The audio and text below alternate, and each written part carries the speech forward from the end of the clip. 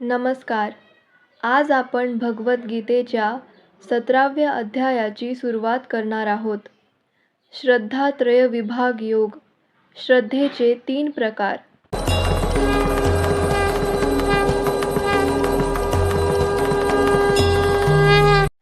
अर्जुनाने पृच्छा केली, हे कृष्ण, जे शस्त्रविधींचे पालन न करता स्वतःच्या धारणेनुसार पूजन करतात, त्यांची काय अवस्था असते? ते सत्वगुणी, रजोगुणी की तमोगुणी असतात?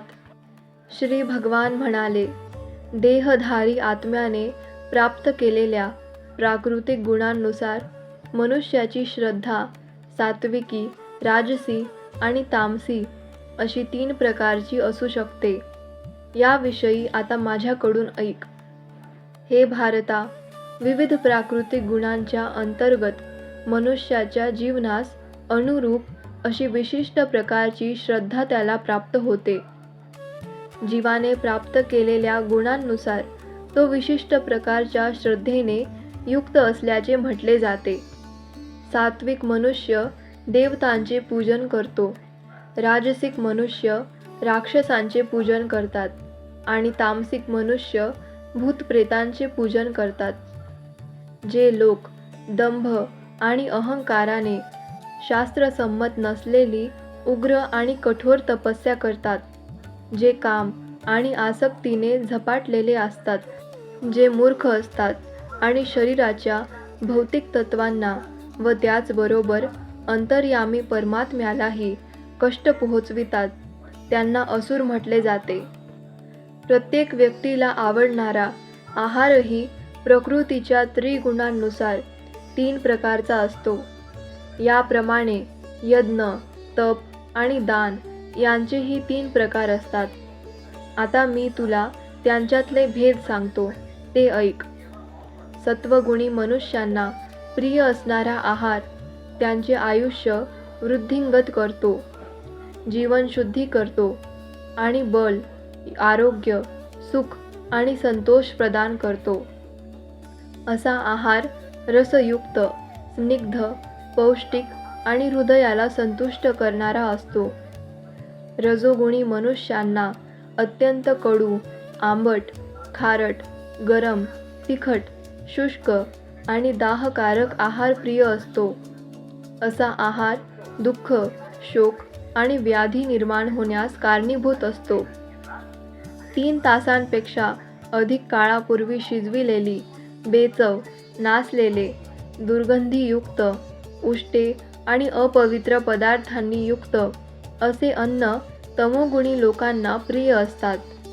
फलाची आकांक्षा न करणारे आपले कर्तव्य म्हणून शास्त्रविधीनुसार जो यज्ञ करतात, तो सात्विक यज्ञ होय.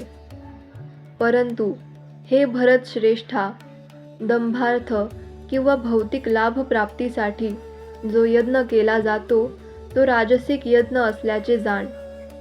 शास्त्रविधींचा उपेक्षा करून प्रसाद वितरित केल्या वाचून मंत्रोच्चारण न करता, उपाध्यायांना दक्षिणा न देता आणि श्रद्धारहित असा जो यज्ञ केला जातो, तो यज्ञ तामसिक मानला जातो.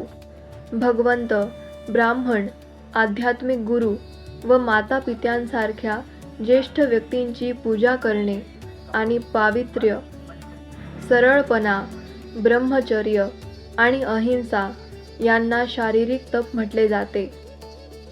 सत्य, प्रिय, हितकारक आणि इतरांना क्षुब्ध न करणारे शब्द बोलणे आणि नियमितपणे वेद पठण करणे यांना वाचिक तप म्हटले जाते. आणि समाधान, सरळपणा, गांभीर्य, आत्मसंयम आणि भावशुद्धी हे मानसिक तप आहे. भौतिक लाभाची आकांक्षा न ठेवणाऱ्या व केवळ परमेश्वराप्रित्यर्थ कर्म करण्यात युक्त असलेल्या मनुष्यांनी दिव्य श्रद्धेने केलेल्या या त्रिविध तपाला सात्विक तप असे म्हणतात. आत्मपीडा करवून किंवा इतरांच्या विनाशार्थ अथवा इतरांना व्यथित करण्यासाठी मूर्खपणे जी तपे केली जातात, त्यांना तामसिक तप असे म्हटले जाते. कर्तव्य म्हणून योग्य व्यक्तीला योग्य स्थळी, वेळी आणि काळी प्रत्युपकाराची अपेक्षा न करता दिलेल्या दानाला सात्विक दान असे म्हटले जाते. परंतु जे दान प्रत्युपकाराची अपेक्षा ठेवून, फळाची आशा ठेवून किंवा संकुचित वृत्तीने दिले जाते, त्या दानाला राजसिक दान असे म्हटले जाते. अयोग्य स्थळी, अकाली, अपात्र व्यक्तींना आणि अनादराने तसेच अवहेलनापूर्वक दिल्या जाणाऱ्या दानाला तामसिक दान असे म्हटले जाते. सृष्टीच्या आरंभापासूनच ओम तत्सत्य हे 3 शब्द परमसत्याचा निर्देश करण्यासाठी योजले जातात. वेदोक्त मंत्रांचे उच्चारण करताना आणि परमब्रह्माच्या संतुष्टीप्रित्यर्थ यज्ञ करताना ब्राह्मण या निर्देशाचा उपयोग करीत असत. म्हणून परमेश्वराची प्राप्ती करण्यासाठी शास्त्रोक्त विधिविधानांनुसार यज्ञ, दान आणि तप करणारे ब्रह्मवादी या सर्व क्रियांचा ओंकारापासून प्रारंभ करतात. फळाची इच्छा न करता मनुष्याने तत्शब्दाद्वारे यज्ञ, तप आणि दान इत्यादी विविध क्रिया कराव्यात. भौतिक जंजाळातून मुक्त होणे हाच या दिव्य क्रियांचा उद्देश आहे. परम सत्य हे भक्तिमय यज्ञाचे उद्दिष्ट आहे आणि हे सत्य या शब्दाने निर्देशिले जाते. अशा यज्ञकर्त्यालाही सत असे म्हटले जाते. तसेच हे पार्थ, परब्रह्माच्या संतुष्टीप्रित्यर्थ केल्या जाणाऱ्या यज्ञ, तप आणि दान आदी कर्मांनाही सत असे म्हणतात. परमेश्वरावरील श्रद्धेविना यज्ञ, दान किंवा तप म्हणून जे काही केले जाते ते अनित्यच होय. अशा कर्माला असत म्हटले जाते आणि ते या जन्मी तसेच पुढील जन्मीसुद्धा व्यर्थच ठरते.